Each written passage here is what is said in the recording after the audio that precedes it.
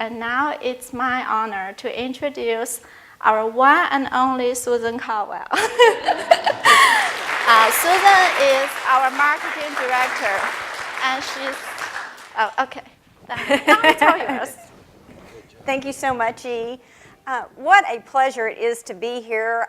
Dr. Booth, thank you for this opportunity. I really wish that I would have been able to sit in your seat and hear what we're hearing today. There's been a lot of wisdom shared today. And I would like to officially start by saying howdy. Howdy. Love that. I actually didn't take 10 steps out of my car that I wasn't greeted with a student who said howdy to me this morning, and so Old Army is not dead. So I was so excited about that. Thank you so much. I just wanted to tell you to be very careful when you say I do and you walk down the aisle, because it makes you do a lot of things. And that's how I got into the real estate business and into the marketing area. So I actually was a marketing major here at Texas A&M. And unlike many of the people on this panel here, my passion is not numbers. My passion is really colors and images. And I have gotten the privilege to work alongside this team and really using my gifting alongside these great smart minds and putting together some development projects, which we're going to go over here in just a minute. Here are some of my pictures from college, walking across the stage, and then shortly thereafter we were married. So I thought y'all might get a kick out of that. The hairdo has changed a little bit. I thought I would share with you just a School of Hard Knocks, maybe 10 marketing lessons that I've learned that you might not have learned in class. Do we have any undergraduate marketing degree people here? Awesome.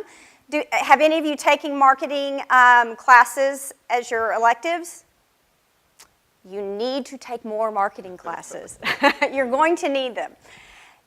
So number 10, Wheels on the Bus. Do y'all know that song? Wheels on the bus go. There you go.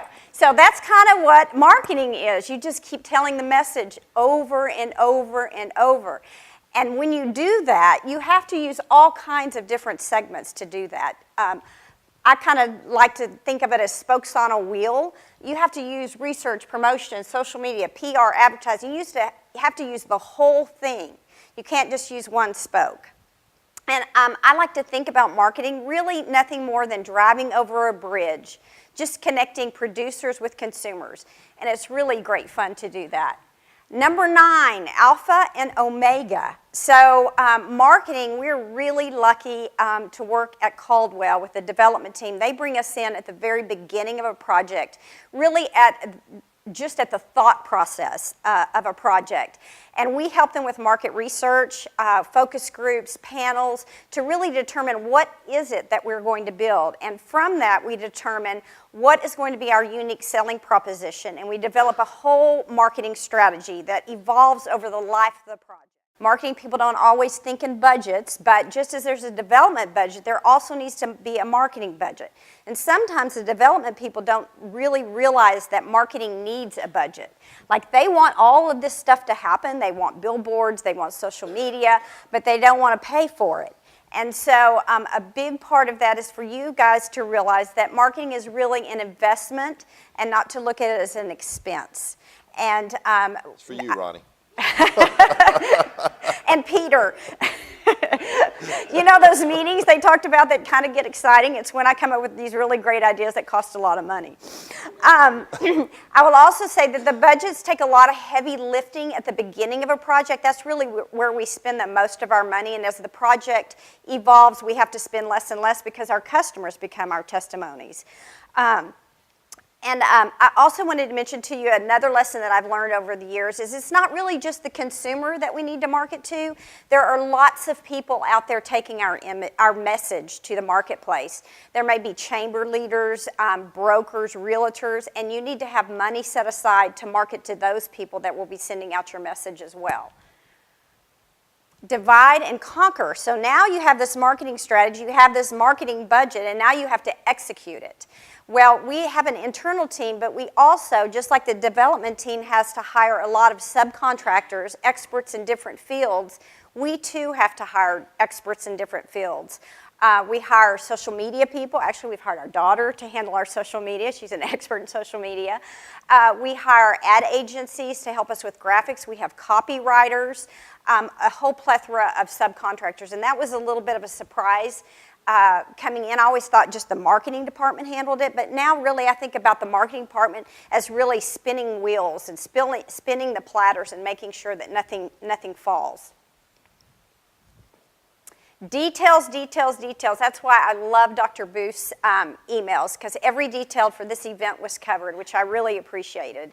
And as you have learned about location, location, location, marketing people think about details, details, details. And what we try to do is to take that unique selling proposition. What is going to make that project different than your competitors? And we need to make sure that that message gets from the beginning of the project all the way to the end of the project. And then we have an equestrian community.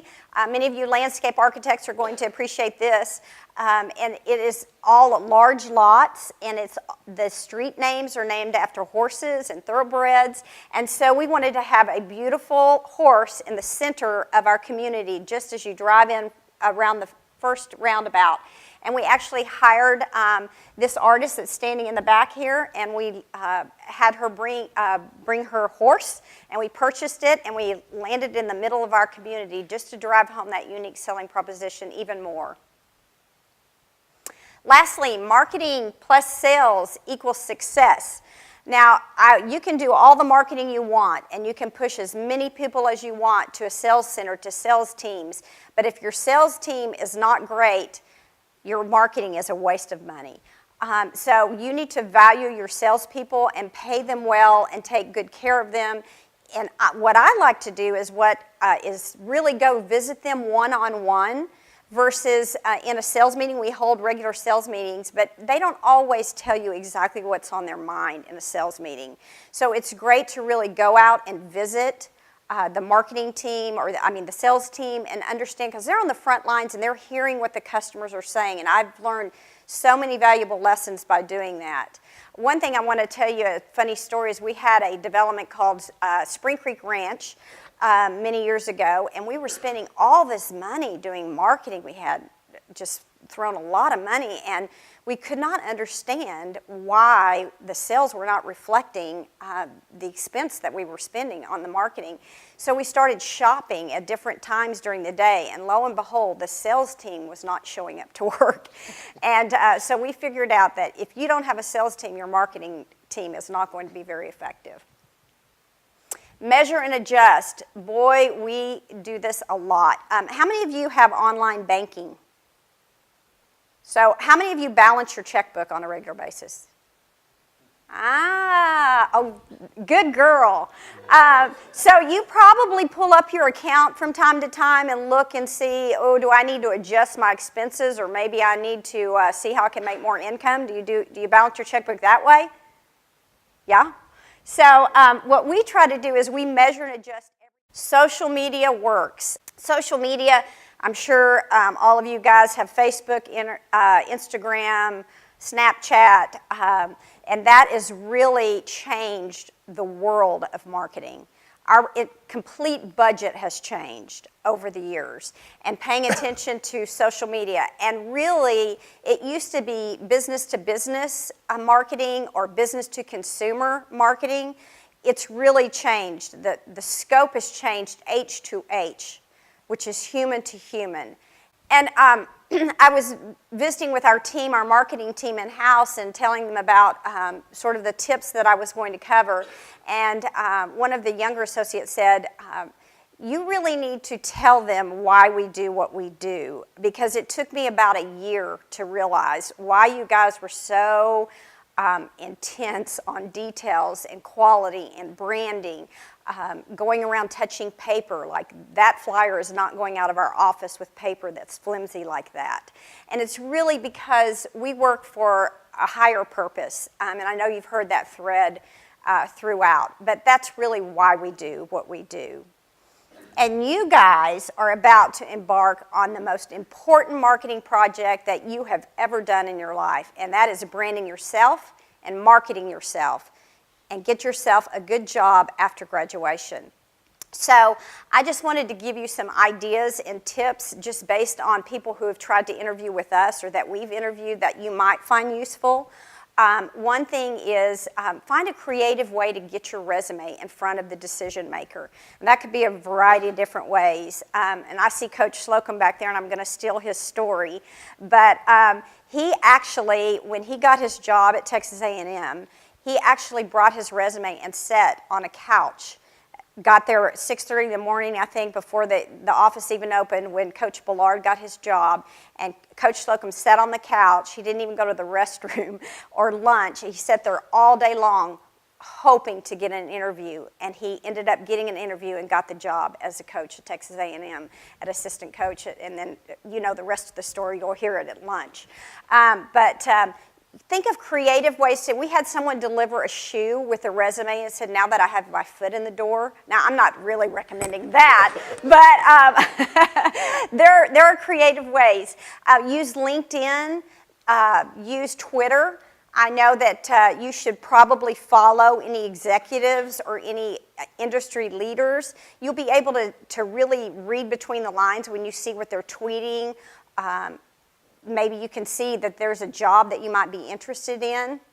And also, I'd highly recommend you, if you do get a interview, when you go in, I want you just to coach you up a little bit to make sure that you are prepared for the interview. I think some folks have addressed that.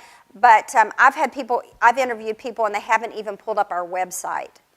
And so I encourage you to be sure to pull up the website, know what the company's doing, know who the leaders are, and we've mentioned before, know how you can add value to the company. Even if there's not a position, we've hired people because they have sold us so much on the value.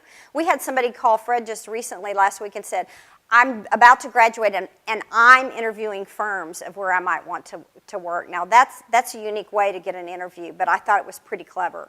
I thought that guy knows what he's doing, he's selling. And so you are going to have the opportunity to brand yourself. It might be a good opportunity also to clean up your own Facebook and maybe change your profile picture in a suit and a tie and start branding yourself as a professional that you certainly are. And those were just some of the tips that I thought that I would share with you. And I think handwritten notes are wonderful. And I don't know if any of you picked up in the front of the foyer, but Fred always writes with maroon ink. So that's a great way to tap into your Aggie network, is write your notes in maroon ink. So I just really appreciate the opportunity to talk to you about marketing, and gig 'em and go get 'em.